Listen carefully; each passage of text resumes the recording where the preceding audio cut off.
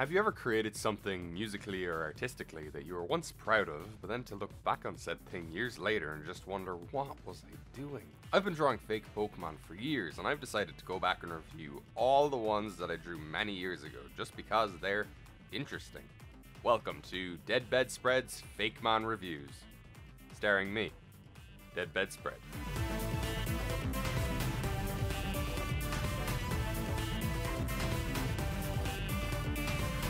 Hey, hi, hello everybody. How you doing? What's new? You'd think after seeing all these depressed Pikachus, raunchy rabbits, and literally a pile of limbs that the worst would be behind us. But no, the worst is yet to come. Fake Dex number 54 introduces us to Squid, a combination of the words squid and Sid, as in Sid the Sloth from the Ice Age movies. 10 out of 10 for originality. Interestingly, this half sloth, half squid is an electric type. Why? Because apparently, I said so. Way to go, Pass Me, you break those stereotypes. At level 24, Squid evolves into Sloctopoth, an ungodly mishmash of sloth and octopus. Why does it look like that? Why is it flailing its limbs around? What did it see? Who hurt you, Sloctopoth? Was it me? For bringing you into existence? Probably. Now, despite what you may think, I don't actually hate this line. There's something fascinatingly unique about the two of them, and these two are probably the ones that I revisit the most. Why? I'll elaborate on that when we come around to redesigning them. You know what isn't fascinating, but definitely unique? Phlegm, a dual poison ice type Fakémon that derives its name from monster and bulimia. Real classy, me. Making a Fakémon based off a serious condition just for the laugh. For those who don't know what bulimia is, it's basically an eating disorder characterized by periods of binging, followed by some sort of compensatory behavior, for example, forcing yourself to vomit. How absolutely classy of me. You proud of yourself, past me? 'Cause I'm not. Sure, let's make a Fakémon based off a mental disorder. How about a skin condition, or a sexually transmitted disease? Are those too much for you? Wait, what? You did those too? Oh my god, you can't be serious! When Bulimon reaches level 36, it evolves into Saspatoon, an amalgamation of Sasquatch and Spittoon. A spittoon is one of those vase things you see in the cowboy movies that everybody just spits into, usually right inside the door. The more you know. Saspatoon isn't terrible, but it's not great either. I know it's not a requirement, but this guy being grey as opposed to being white or a light blue really doesn't sell the ice type too well. I guess its fur will get matted with the snow anyway? It's basically a vomiting, abominable snowman. A vomitable snowman, if you will. Coming up next in today's list is... What? What the hell is this? Coming up next in today's list is Stornadork, a pure flying type. Boasting a name combination of storm, tornado, and stork, it takes obvious inspiration from destructive weather patterns. So, cool concept, yeah, but look at its body shape. Did this thing ever land? Is it able to curl up its upper wings? Its legs are so stubby that it'd just be dragging itself across the ground. I'm sorry for your pained existence, Stornadork. Ha! Dork! When leveled up in the rain, Stornadork evolves into Blurricane, a combination of blur and hurricane. You know, 'cause it spins so fast! In all seriousness, this one is so out there and weird that I love it. It technically has the proper body structure of a bird, but how does it function with appendages that large and feet that small? By never landing. Blurricane simply hovers in place, never flapping its wings. For when it does flap its wings, it unleashes gale force winds. Whoa. Also, on the down low, does this remind you of anything? Does this remind you of this?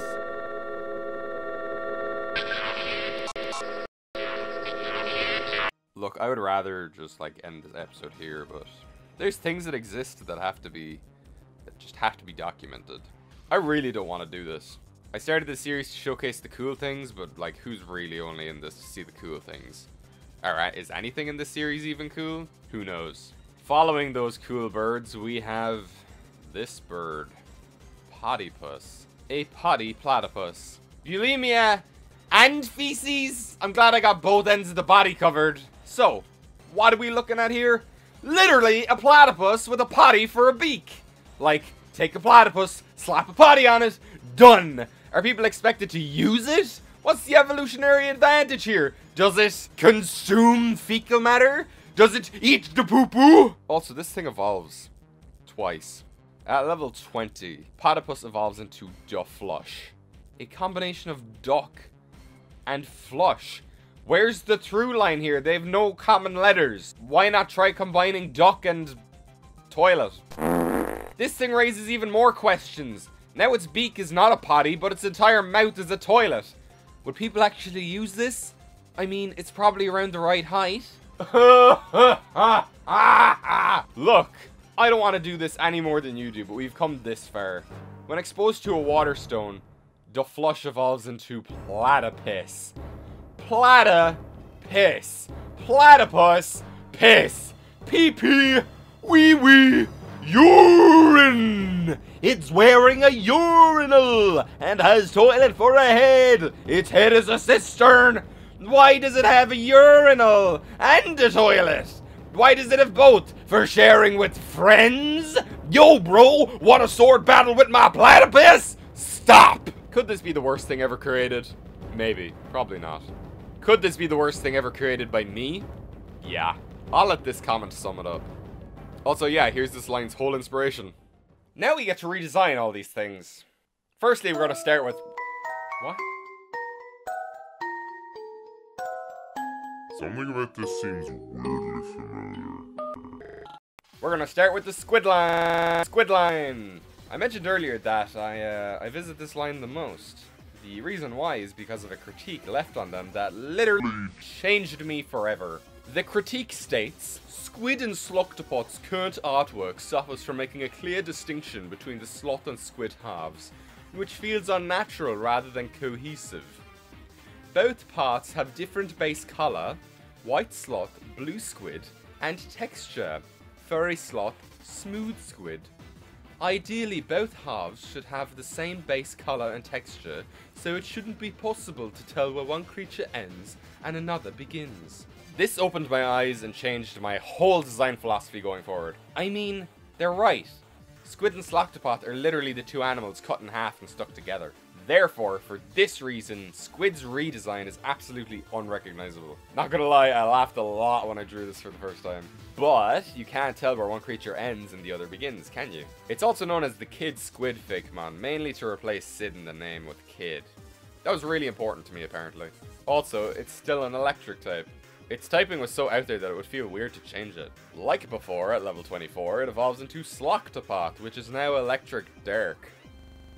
Whilst being squid-like, Sloctopod does not actually live in the ocean at all, but rather in forests, using its tentacles to swing between the trees. It loves to mess with travelers who get lost in the forest, playing tricks on them.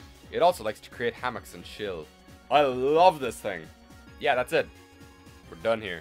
Right, Bulimon. This took me a while, but I think I came up with something reasonable. Taking inspiration from monkeys, pigs, and other things, this creature can spew up boiling magma-esque bile, which it can coat its hands in for extra damage. This thing could stay as an ice poison, but even be an ice fire now, with the fire type being used to hunt and eat other ice types. Yikers! Also, its name would absolutely be changed. Perfrigid? Frigectile? Phlegmlin? I don't know. Saskatoon keeps with its original design and just really upping the scale of the pre-evolution. Like, that's all that's really happening here. It's a big magma-spewing, snowbound dwelling pig. Also, its name could seriously be vomitable. That wasn't a joke. Now, this next part is interesting. Can I help you?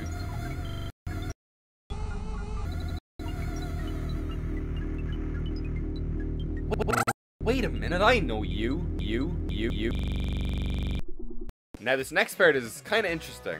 I did a proper redesign for Blurricane, but never for Stornadork.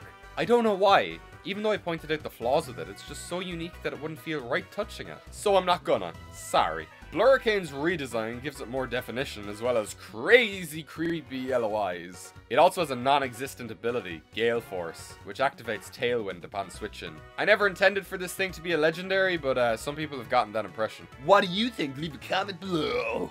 And finally, the moment that you've all been waiting for. Maybe, I don't know. I don't know why you watch this. How to redesign the Platypus line. I decided to start at the end and work my way backwards with these because there's only so much you can do with combining a platypus and a toilet. This potty looks like some sort of lizard thing, but it is far from that. This thing is lying on its back. It's actually some sort of frog thing. I mean, it's better than the original. Anything would be better than the original. Also, when it's lying down, its stopper crown looks like a pacifier, cause it's a baby! Now you may be thinking, how does a lizard frog body turn into a platypus? Well, how does a clam evolve into a fish? Or how does a fish evolve into an octopus? And also, platypuses are so random anyway, you could literally have this thing evolve from anything and it'd still feel right. The flush, therefore, is not a duck at all, but instead a transitional stage between a potty and a toilet. It's a urinal amphibian. Look, the way I'm justifying this with myself is that they resemble these things and don't actually perform the actions of these things. Maybe toilets in the Pokemon universe were inspired by this line, like how the Vanillite line inspired ice cream. Let's hope so anyway. Finally, we reach Platypus. Look, let's just call it Splatipus or something to make things easier. Taking inspiration from the original cistern head, Splatipus is based off the entire workings of a toilet.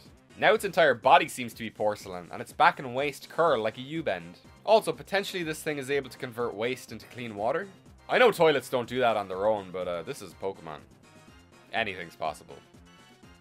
Yeah! You grew up scared of the monsters hiding under your bed. What about the monster that is your bed? I am DeadBedSpread. The bedspread that is dead. I guess you could call me a dead bedspread. Yeah.